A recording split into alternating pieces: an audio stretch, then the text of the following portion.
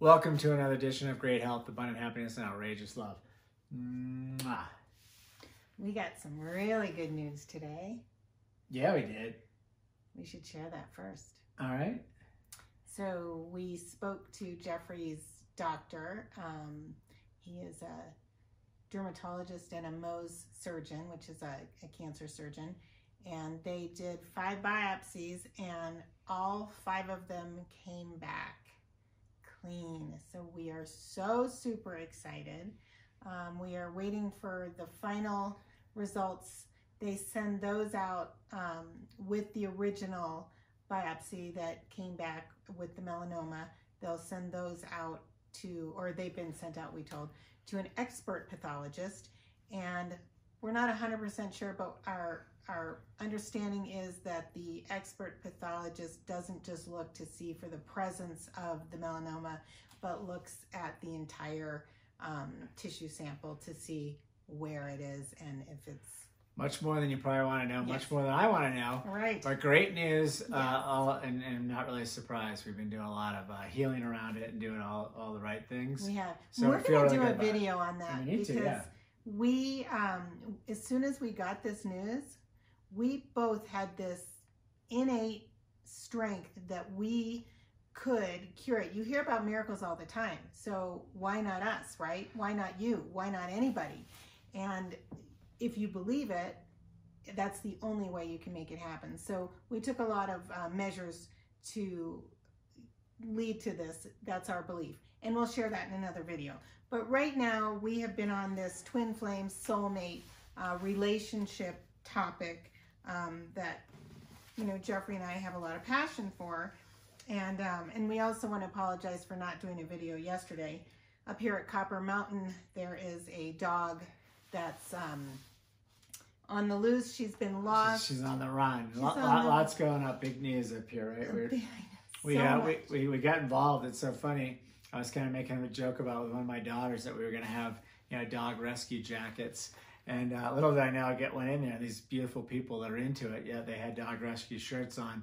But now we're into setting up food and cameras. We have to go to the camera and get out the chip and read the chip to make sure the dog is coming to the food. It's very technical and there's a lot of gear involved, and it's just wild how they got to try to trap this dog because it's safely trap her. Yeah, because she's so skittish that you know, she's in what they're calling survival mode. I'd never heard of any of this, so you know, we've been watching videos and they've been teaching us about this. But the dog will run even from owners. This dog has been doing a trek from Copper Mountain to Vail twice a day, and they're able to track her because they've got cameras set up in different areas. And now it appears as if she's just staying here in Copper Mountain. We've seen her a couple of times, and we were there today where we set up what they're calling a site right now. This is the before they trap her. And what this will do is it's a safe place where she can keep coming to get food, and some clothes from the owner are there. Her collar's there, which unfortunately was not on her when she took off. And anyway, I apologize for yesterday, but I have to say our hearts were just very full with everything that was going on. Well, we were doing a lot of loops searching for this dog, Right. But anyway, so, With her. So we're back now. we are back today, and we'll keep you updated on the progress of that because we are confident that we're going to rescue her. Yes. So what do we got to talk about tonight, my love? Tonight we're going to talk about twin flame or toxic relationship. Doesn't that sound crazy? Well, and when I was over there doing some work and Karen said that was the topic, I'm like, those are like two opposites. Like, why would you even compare the two? But the reason why we're out on a lot of sites and we're looking at things and people talking about all this pain around a twin flame relationship, and does not compute with us. We don't get it. They're describing toxic relationships in many cases. Right. So let's just kind of Which we do understand. I mean, I can tell you firsthand, I get that toxic relationship, not this one, but I also get the twin flame relationship. And, you know, a lot of people also are asking us, you know, like, who's teaching you this stuff? I have to say, we learned about twin flames after 27 years of marriage, we always knew we were soulmates. But we also always felt that we were something really, I don't want to say special, because I don't want other people to think it's not something that they can have. It was something on another level that's hard to explain. Something on another level. So I think the key is, Karen, you know, it's the nomenclature around it. People are trying to put everything in a box and trying to like train this and have programs and how did you learn this? We're just sharing our life experience. This is our journey in our life, and we're sharing with people what works. Right. And it's about twin flames and relationships. It's about healthful eating. It's meditation. It's exercise, living your best life. It's all that stuff. Right. We're just sharing what works, what we found works. By the way, something else may work for someone else. That's fine. Right. But it's I think that's the problem is people are trying to put things in a box and name everything. Yes. And I think that's part of the issue. I think you're absolutely right. Like, everybody wants to put a label on, you know, this is my twin flame, but this person's a soulmate. But no, that's, you know, whatever it is. We are only able to share with you the experiences that we have as a couple in our relationship, but we feel that it's valuable enough to share. Just like you would take advice from somebody who's been successful at something else. We've been very successful in our relationship. Anyone who knows us, who's spent any time with us, will tell you that there is something really magical about what we have. Not that everyone else can't have it, but they will tell you there's something very magical about what we have. I don't think we've ever spent time with anyone who hasn't said something like that to us, ever. So we're just sharing what we have, but this is about, you're comparing two, what I'm going to call two opposites. Two opposites, and the reason that we're doing this comparison is, you know, my heart really hurts when I am out, you know, searching information and researching on different things, and I come across so many instances where people are touting, you know, take this class to find your twin flame. And then you read all these comments, and even the person who's talking about it explains how he spent days, weeks, you know, crying and pining over this person. You know, that's life wasted if you're doing that. And if you truly are a twin flame with that person, that's not at all what they would want from you, or that's just not how it would go down. It wouldn't happen like that. So here's what we're going to do. We're going to go through a few things, and we're going to tell you if it's a twin flame possibility or a toxic possibility. And then you can also make your own decisions, because it seems like a lot of people just want to... Again, we're just using that nomenclature. We like learned what twin flames were, and we checked all the boxes. I guess we're twin flames, but we weren't calling ourselves twin flames. But go ahead and let's go and through just to clarify, we were calling ourselves soulmates, which we are. We are also soulmates. So that in itself, so we are soulmates and twin flames, and they're two very different things, but as a combination, it's super cool to have found that in, you know, one person. So twin flame or toxic relationship, unconditional love, twin flame, absolutely. They love you when they want to. Conditional love, that's very toxic, very toxic. And if you have that love within yourself, your own self-worth, you're not going to stand for that. And you're not going to mistake that for a twin flame. And that is one of the biggest things that we see out there, are these people that are in such pain and heartache over the loss of somebody that they dated, and some of them not for very long. But they're saying, I know he or she was my twin flame. You would not have conditional love from them if they were a twin flame. You just wouldn't. So big sign there. So you strive to be the best version of yourself. So that was a really big one for us, and continues to be. 29 years of marriage. I mean, I feel like we both are constantly trying to be the best version of ourselves, not someone else, but ourselves. Well, right? it goes back to before you, whether it's twin flames, soulmates, just a great relationship, a great business relationship, you have to love yourself first. So strive to love yourself and make yourself better every day. Right. That kind of light that shines out is what pulls and attracts all this stuff into you, whether it be great relationships, great business opportunities, soulmates, twin flames, whatever. You attract more of the same in yourself. Absolutely. And the opposite of that would be? So you're trying to be something that you're not. You're trying to make it work. You're trying to be the person he or she thinks you are or wants you to be.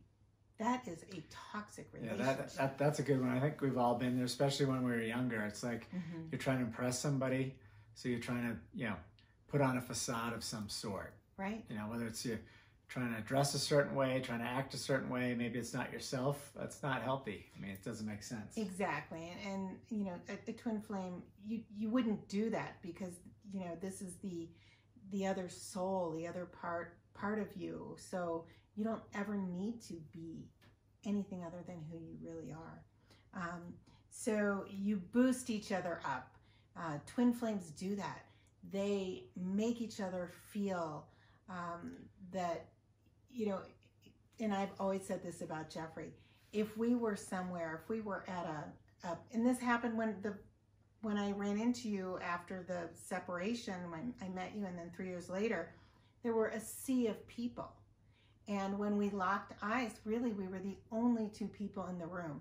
I was never looking around to see, oh my gosh, is there somebody else better or better looking or anything like that? And that's a constant for us. We could be anywhere at any event and lock eyes. We're never looking for anything else. And that's a twin flame. Could also be a soulmate. But in this case, we're talking about the people that are confusing twin flames for toxic. A toxic relationship, they knock each other down. You might be out and, your partner is flirting with somebody else. Your partner is looking at every other person in there, not making you feel like you are the most handsome guy in the room or the prettiest girl in the room. I think we've all been in that situation, and that is very toxic. And again, if you have that strength, self-worth, and self-love within, you're not going to tolerate that toxic relationship. But if you don't, so many people are mistaking it for the love of their life, their twin flame. It's not. I promise you, the right person. Well, so on the flip side, if you don't have the strength to love yourself enough, like when people take other people down, they're only doing that to better themselves. The way they feel better about themselves is to attack other people. Right. You don't look good in that. I don't like it when you do this. Those kinds of things lift they think it's lifting them up by cutting someone else down, but that's a very weak ego. Yes. And this is all ego kind of stuff. Anyway. Exactly. So well put, Jeffrey. Okay, so when you're together, you have this incredible, unexplainable feeling of oneness, and you tend to use the word we and us, and you just feel very, very connected. That is a twin flame. Now, the toxic version of that is you rarely feel that connection and feeling of oneness. It's the longing of that feeling that you're feeling. That's a toxic relationship. And again, I'm reading out there, he or she is just hurting my soul. That's toxic. It's not a twin flame, I promise you. Here's a big one is that, I'm glad you can read those. I know. I can't. I know. Now I'm like, here's a big one, but I can't read it only because the light's been shining at me. And again, this is another one. We talked about this, but this is another level. So very big. Twin flames are always attracted to each other.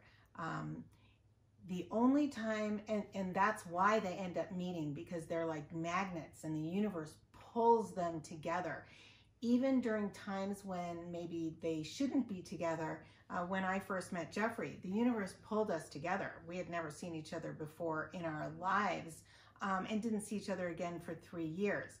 The reason that the universe pulled us together is twin flames will always be attracted to each other. Now, the universe then allows you to separate when you aren't ready. And that's very different than not being attracted to your twin flame. Now, toxic relationship, you're very attracted to them in the beginning when you first meet, the honeymoon phase. You think they're super hot, they think you're super hot. And then you read a lot of times they flee and people are like, it was my twin flame and he or she took off and all I can do is cry and I'm crying and crying and I can't stop thinking about them. That is an obsession and an addiction to love and the feeling that you had with this person that you have fabricated in your mind that they are something different than they really are. Yeah, one thing I'd add to that, when you say twin flames are attracted together, it's like magnets, that absolutely happens. Yes. When you said the universe allows you to take a break or to separate, you know, the universe is there's still that drawing. I would just say, the only thing I would say, maybe we term it differently, that if you aren't ready and you met your twin yes. flame, it's not the universe is allowing you to separate, you just don't see it. And you're not ready. So I mean, the universe is always drawing you together. Right. Like, you know, we were drawn together at that mall Christmas shopping. Right. We weren't really ready. Hi, great. Had a 10-minute conversation and drawn back together again 3 years later. And we were ready and it happened. So it's not that the universe allows you to separate. You just didn't see it. So you have to have self-love. You have to be ready. You have to be open. Your heart has to be open to receive all these gifts out there and receive all the opportunities. That's the biggest thing we try to share with people. That's the biggest thing we work on constantly, make sure that we're always open to these opportunities. Right. Right? I mean, I think, right. not to correct you, but I think that's the issue, right? And thank you for, I don't feel as if you were correcting me. I feel as if you were taking my words and explaining them how I wanted them to be explained. Right. And this happens a lot, with us is, in fact, this morning I was trying to explain to somebody this feeling of an explosion of our relationship. And Jeffrey said, I think they're thinking that you're thinking tumultuous and explosive and it's not like that. And I was, in my mind, it was more of a breakthrough. Right. And Jeffrey, he took my thoughts and put them into his own words, and that was great. Final thing that we're going to talk about, and there are so many more, but, twin flame versus toxic relationship. And this is a very big one, sex. After 29 years, I can tell you that Jeffrey and I have an amazing sex life, and I hope our kids aren't watching. More important, I hope my parents aren't. Actually, I hope that they all are, because that's such a really important part of a relationship, any relationship. And with the twin flame relationship, the sexual experience is not just a physical experience. It is something that is very intense and very emotional and spiritual and, right down to the soul level. Now, if you're only connecting with your partner during sex, if it's always makeup sex, if you're not having any, romantic feelings after sex, if you're not cuddling and communicating and laughing or talking or whatever it is after sex, that is a toxic relationship, because that is such an intimate part of all relationships, and it shouldn't be, something that you ever do and then don't feel amazing right after, right? And I think a lot of times in that toxic relationship, one or both people don't feel amazing, and they also feel that maybe that's the only time that the love is shown in the relationship. Yeah, and it's anything. It's not just sex. It's cooking dinner. It's going for a walk. It's like everything is just magnified, and it's great. I mean, so it's any interaction you have is just at a whole nother level. I mean, I think that's what it is, right? At the end of the day. At the end of the day. Yeah. So there it is. Twin flames or toxic relationship. Which one are you in? And have you been fooled by some of the information that's out there, thinking that you were in a twin flame relationship, or that you met a twin flame and you're not even in the relationship, but that you've been pining for this person because you thought they were your twin flame because of the information out there, and now you're thinking, maybe this is not, and maybe this is a toxic relationship. And if that's the case, our suggestion is to forget about this person and really focus 100% on your own self-love, your own self-worth, and we guarantee when that is complete and overflowing, you will have the greatest, most extraordinary love that you're seeking. Yeah, like the old saying says, just don't believe everything you hear. Yeah, right? Exactly. Wishing you great health, abundant happiness, and outrageous love from the Nest at Copper Mountain. Thanks for listening, guys.